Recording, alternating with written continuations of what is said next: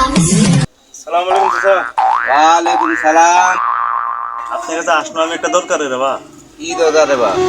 তোমার টেকা লাগছে চাচা, সে কিস্তির টেকা নাই আমার। এটা হালাত লেবু? হালাত লেবু। কি কথা বলছিস? এই সময় মানুষের কি দুর্যোগ তুই জানিস?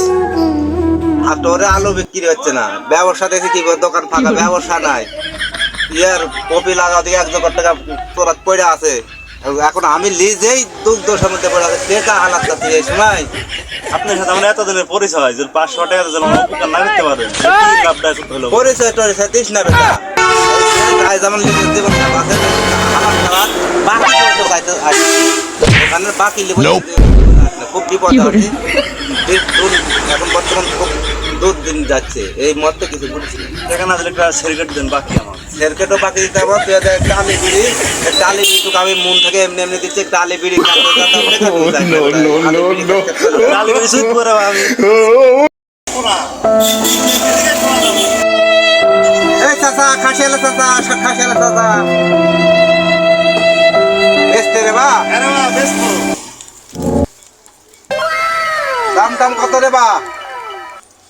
চাচা কিস্তির তাই বেশবো, বেশি দাম চাবো না, আপনি 11,000 টাকা দেবেন।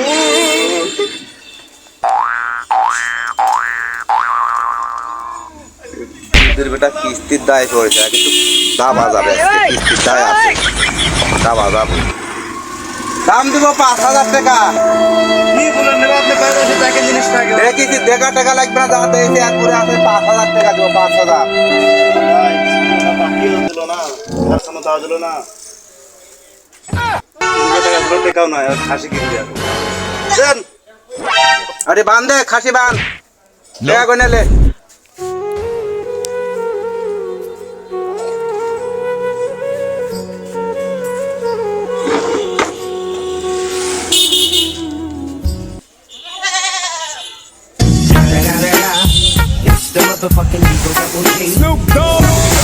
আচ্ছা 500 টাকা লে যা, আমি টাকা লে আসছি, 500 টাকা ধর ধরে আমি টাকা লে আসছি, ভাই টাকা লে আসছি যা ভাই টেকাও নাই, আর আমার খাসি কিনলো, তখন একটা বিড়ি চালো, টেকা চালো হাত দিল না তখন।